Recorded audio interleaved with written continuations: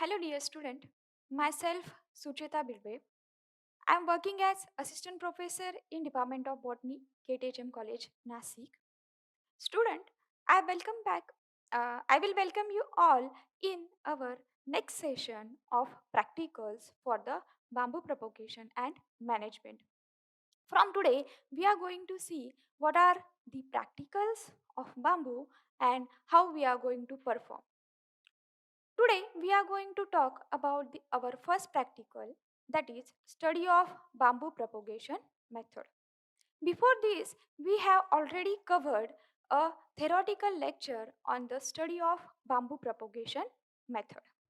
Students, when we talk about the bamboo is green gold for the 21st century because we know that we have a lot many problem of recycling of the things like plastic recycling, there is increase in problems of pollution and etc, and therefore we want one solution for all these polluting material, and these all solutions were coming by use of the bamboo. So today we are going to see what is bamboo, then we are going to see what is vegetative structure of bamboo, and then we are going to see how exactly we are going to or we can propagate the bamboo. Students, this bamboo, first we'll see the taxonomy of bamboo. First, division. Division of bamboo is phanerogams. Phanerogams, it includes all the seed-bearing, flowering type of plant. Bamboo belongs to class Angiosperm. It belongs to subclass monocotyledons. Now, everybody, we are familiar with subclass that monocotyledons. Monocotyledons, simply, these are the plant whose seeds having presence of single cotyledon.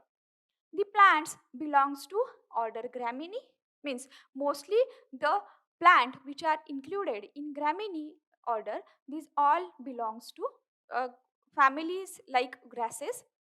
Then we'll go towards the family. Family is Poaceae. Poaceae mainly includes all the plant going to category of grasses. Then genera. Specifically for cultivation, we are going to focus on the two genera, that is Bambusa and Dendrocalamus.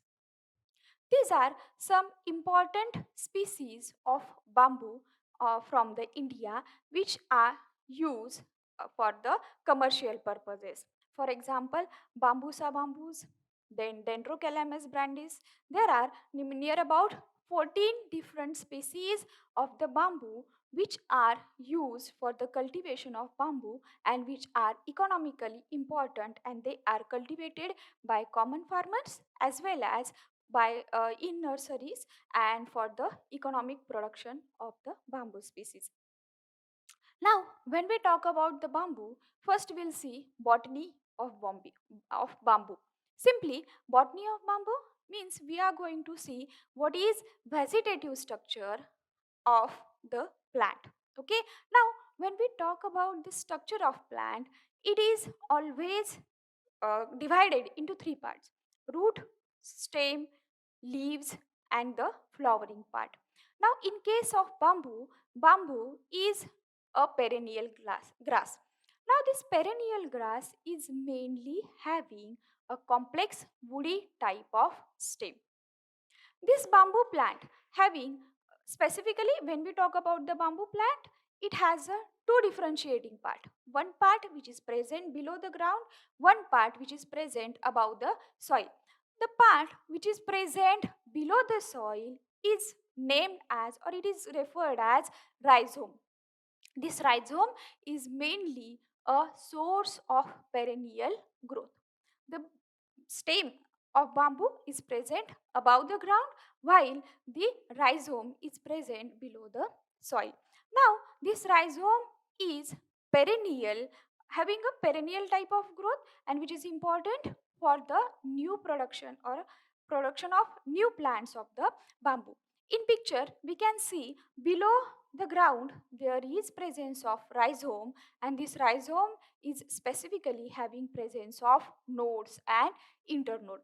Now we know that The part of plant which is having presence of nodes and internode is nothing but a stem.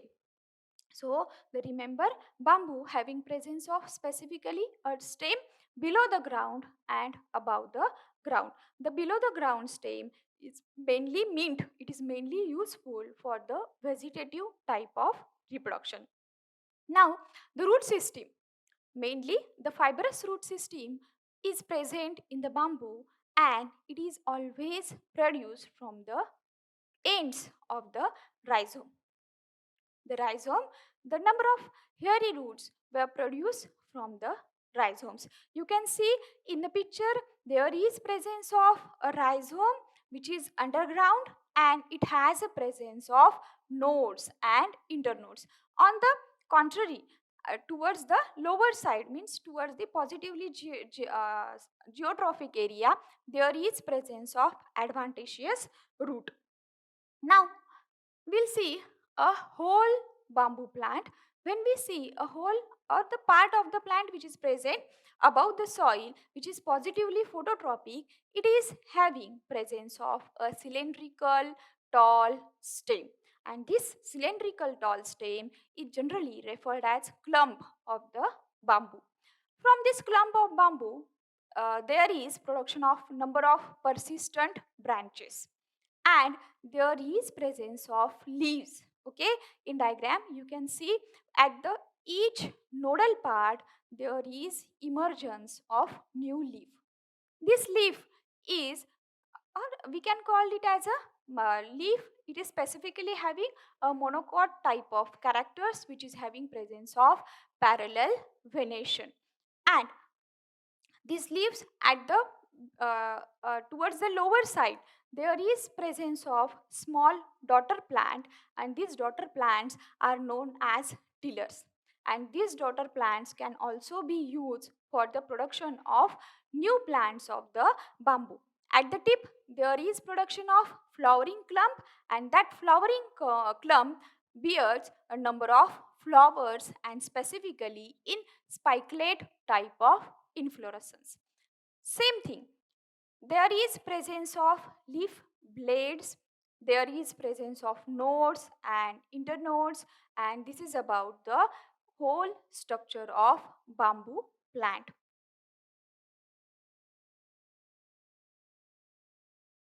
When we talk about the stem of the bamboo, in picture you can see the stem is differentiated specifically into two important parts, node and internode. Node and internode, the distance between two nodes is known as internode, while node is a portion from which there is emergence of new branches as well as leaves of the bamboo. Now, this when we talk about the stem, their nodal portion is a growing part of the stem, and the internodal portion, it is a distance between two nodes. Now, if we talk about the rhizome of the bamboo are mainly of two types. One is sympodial type of rhizome and other one is monopodial type of rhizome. Mainly, sympodial type of rhizome grows always in a cluster and forms a clump of bamboos by producing buds from their nodal section at very short distances, at very short interval in different direction, and due to which it is going to produce a clump of or cluster of newly growing bamboo plant, and it is going or it is referred as a sympodial type of rhizome. On the contrary, in the monopodial type of rhizome there is a continuous growth of rhizome in horizontal direction, and there is production of bud, but the distance between two bud is more, so that they are not going to form any type of cluster or clump. On the contrary, just now we have seen that in sympodial type of bamboo rhizome there is production of number of birds which are having no distance or with a very small distance, but in case of monopodial type of rhizome there is presence of enough distance between two newly growing buds, and therefore there is no production of clumps of bamboo in case of monopodial stem. The new buds are generally produced from the youngest type of rhizome. Generally, when rhizome is near about of 1 year old, it is going to produce a new bud from the rhizome. Now, when we talk about the flowering of bamboo, bamboo doesn't flower annually. There is no reports which are showing that there is flowering and fruiting per year. But controversially, there is cycle of bamboo which is varying from 7 year to 60 year, which is totally depends upon the specific type of species. There is in general flowering and fruiting occurs only once during their all the lifetime and at certain age of the clump, and after flowering these clumps will get die. And therefore, now today we are going to start with the our main topic, which is nothing but the propagation of bamboo. In our theory lecture we have already seen that bamboo is going to propagate by means of seeds, then seedlings, offsets, then vegetative propagation, or we can propagate bamboo plant by means of plant tissue culture techniques also.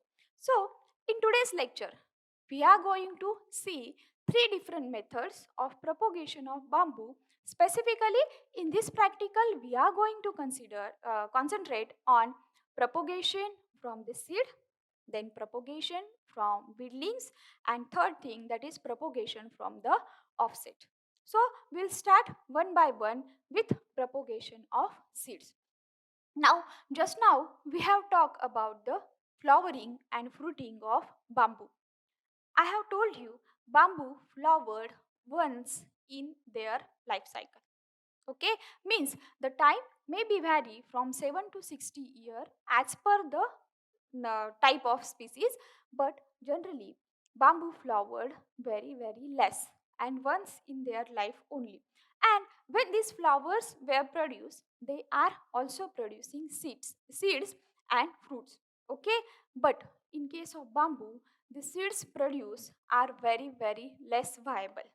They don't have more viability period, and therefore we have to collect seeds at the time of flowering only.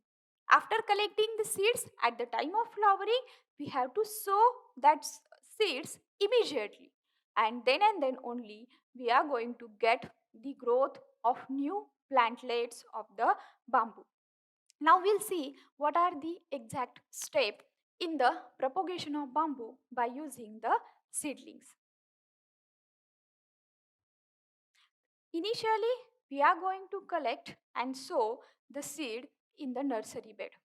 As we have discussed earlier, we have to collect the seed at the time of flowering only, and we have to immediately sow that seeds immediately in nursery bed. Then we are going to put a small layer of soil over that seeds, and we have to water daily that sown seeds. Within a few months, we are going to get a seedling up to the 3 centimeter height, and then that small seedlings were carefully transferred into new growing medium. And within 3 to 6 months, we are going to get a good size of transplant which can be used for the propagation of bamboo. Now first we'll see seeds of the bamboo. In picture you are going to see the seeds of the bamboo. These are the seeds of bamboo. You can see the seeds of bamboo are look like seeds of rice, raw rice. Okay. मला वाटतं तुम्ही तांदळाचा raw rice आपण ज्याला म्हणतो की तांदळाची साळ म्हणतो आपण मराठीमध्ये, त्या टाईपच थोडेफार हे सीड्स दिसतात. तुम्हाला पिक्चरमध्ये हे जास्त क्लिअर होतील. This seeds are use for the sowing into the nursery beds. Okay. Okay. Now these seeds can be planted into the such a type of nursery bed. You are going to see here in a diagram, it is a nursery bed which is prepared for the sowing the seeds into the that bed. In this bed, Initially, the ridges and furrows were prepared, and within that ridges, we are going to sow our seeds of the bamboo. Otherwise, for the preparation of the seedlings of bamboo, we can use a specifically designed nursery trays which are known as coco peat trays. I will show you that. We can plant the seedlings in the nursery bed also, as well as we can use such a specially designed nursery trays in which we can sow our individual seeds, number of seeds within such a type of trays, and these trays can be maintained in normal conditions, in slightly warmer conditions, and we'll get within short time we'll get a plantlets of the bamboo. Now these seeds we are going to sow in the nursery bed. Now after sowing this seed, within some days we will get such a small weedlings in the nursery bed. Now when these of seedling are of 3 centimeter height, we are going to pick that seedling, we are going to separate that small seedlings, and then we are going to sow each seedling separately, and that further use within 3 to 6 months we will get a good transplant, and that can be used for the further propagation. This is about the steps of the bamboo propagation by using seedlings. Nextly, we can propagate bamboo by using weedlings also. Now we have seen that bamboo is having two type of rhizome. One is sympodial, another one is monopodial type of rhizome. Now in case of sympodial type of rhizome, there is production of number of small bamboo plants within the cluster near the mother plants, and we can pick that, and that small plants or small stem which are arising from the soil, or the birds which are arising from the soil can be used as a propagative purpose, and this type of plants or this type of propagules can be separated from the mother plant. We can sow that separated propagules from separately, and then we will get a new plantlet by using that propagules, and these propagules are also known as weedlings. Weedlings are the small plants which are found near the mother plant, which is still attached to mother plant.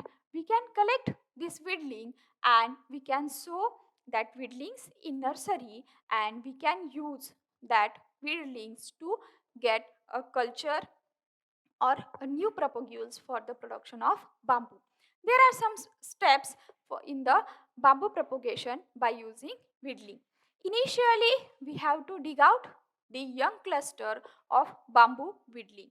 After separating that cluster of bamboo from the mother plant, we are going to separate each and every weedling, and we are going to pot that weedling separately.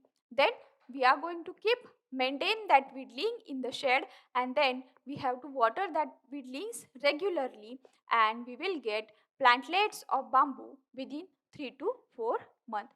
Such a type of separate planting of weedlings will be done, and then within some months we will get such a type of new plants of the bamboo. This is all about the propagation of bamboo by using weedling. Like this, we can pot the weedlings within such a nursery bags, and we will wait for some months, and within that we will get a new plantlets of bamboo, as we are going to see in the picture. The third type is propagation of bamboo by using new shoots which are arising from the mother plant. These are the offset. Offset are the plant which are growing from rhizome of mother plant, and these are still attached to the mother plant. We can collect this offset before rainy season or during the rainy season, and at the time of rainy season when there is emergence of new shoot, new buds when started to grow. At that time we are going to separate the offset from the mother plant, and this separated offset we are going to use for the propagation of bamboo. Now in diagram you can see here There is mother bamboo plant, and near the mother bamboo plant there is newly arising offset.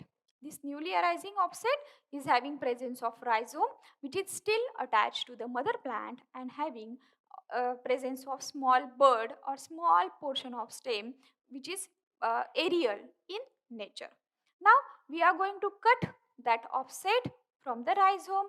We are going to separate that rhizome from the mother rhizome, and then we are going to use this small offset for the propagation. Now we'll see what are the exact step for the propagation of bamboo by using offset.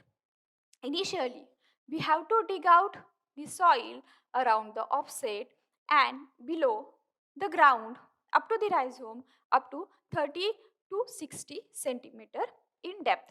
After digging, we have to pick cut that rhizome very smoothly without damaging that offset rhizome and the mother plant's rhizome. But we have to remember one thing: before selection of the offset, we have to see that it should be dark green in color. The mother plant or the clump should be 1 to 2 year old, and it should be dark green in color.